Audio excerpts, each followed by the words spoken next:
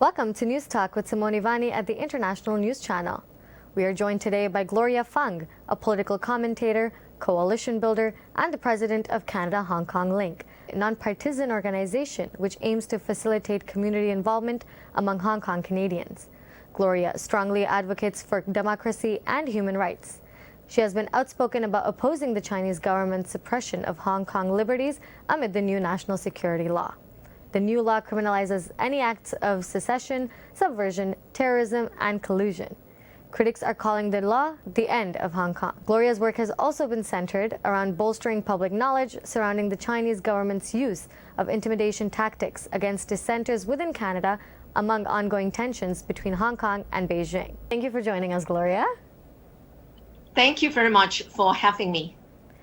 First of all, can you tell our viewers a little bit about what is going on between Hong Kong and the Chinese Communist Party? Well, last July, the Chinese Communist Party used the national security law to silence dissent in Hong Kong.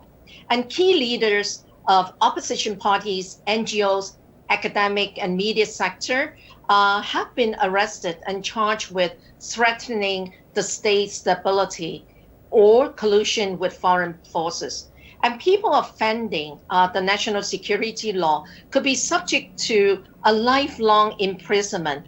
And that is why many Hong Kongers under political persecutions have been fleeing to UK, Canada, US, or Taiwan, Australia, etc. And Canada-Hong Kong Link has been advocating for our Canadian government to provide a lifeboat program to save lives of Hong Kongers under political persecution. So what has sparked the non-stop protests that are happening in Hong Kong since June of 2019? Well, the Hong Kong protesters, protests have been sparked by a proposed extradition bill that allow the Chinese government to summon Hong Kongers that they do not like to be sent back to face unfair court proceedings in China.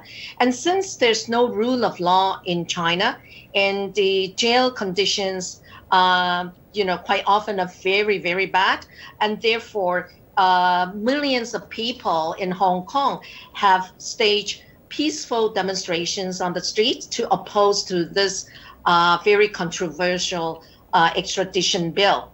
But the Hong Kong government did not listen to their concerns, and instead the Hong Kong government used police brutality to crack down on the peaceful demonstrators, and that is why it has resulted in a very severe tension between the government and also the people there. What other kind of impacts has the China's national security legislation had on people of Hong Kong? Well, the national security law essentially criminalizes dissent and also the freedom of expression. And it has been used to put to jail people who are merely exercising the freedom of expression in Hong Kong.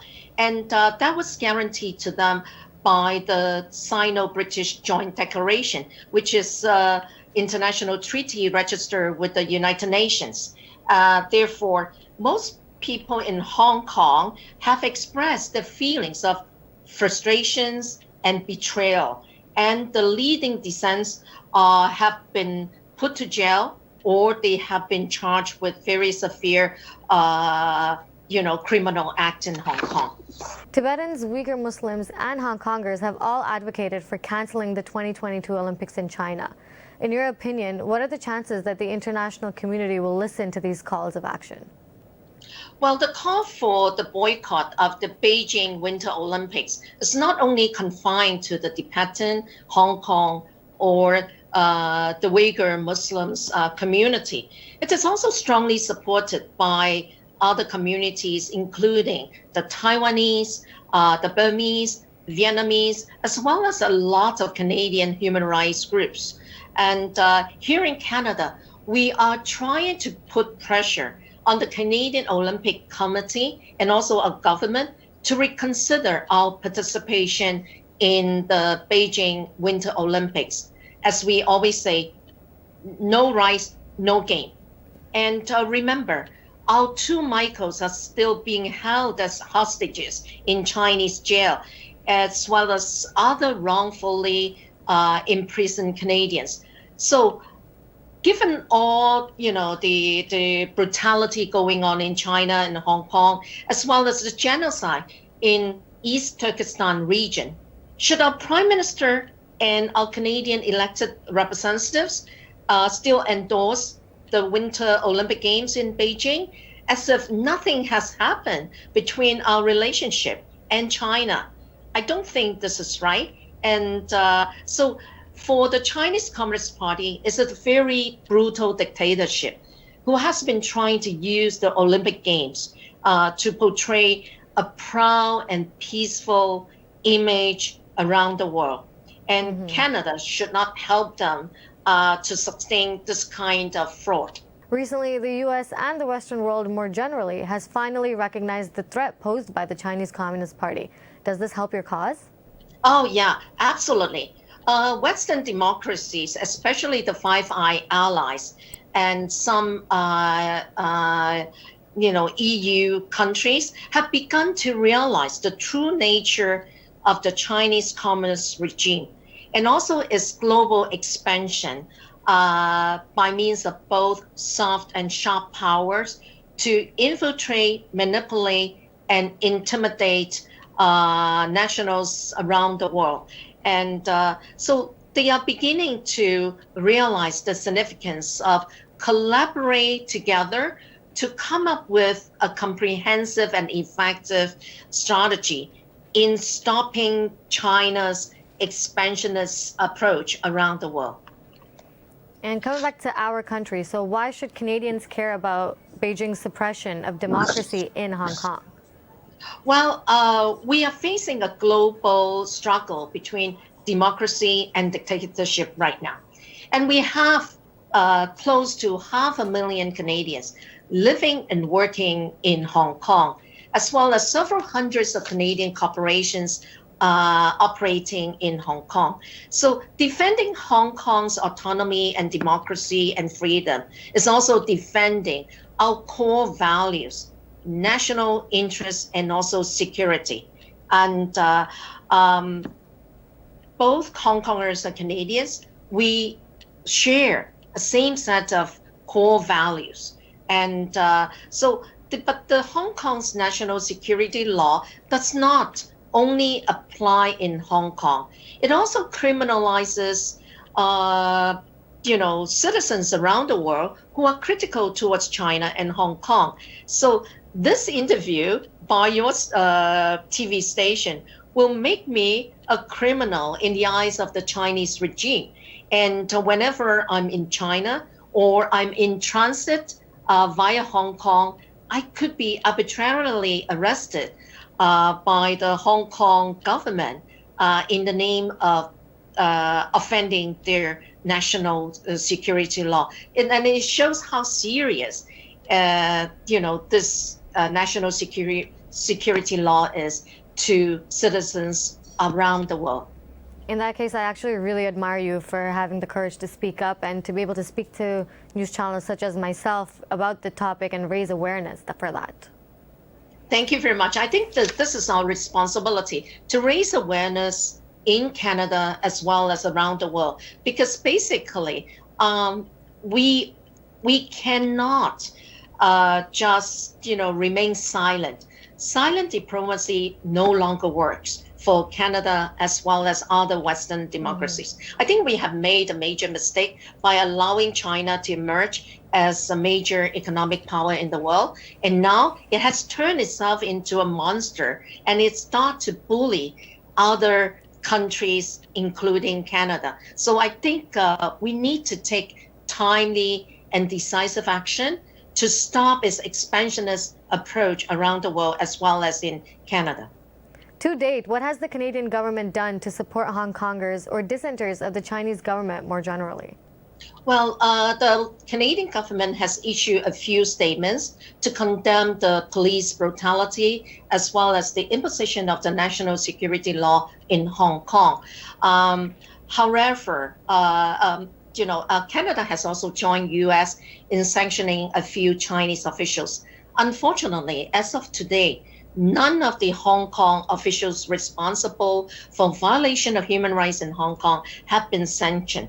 And I hope that will happen soon in order to combat the brutality going on in Hong Kong. Canadian government has also offered the open study permit and open work permit to Hong Kongers who would like to come to Canada to flee from the political persecution there.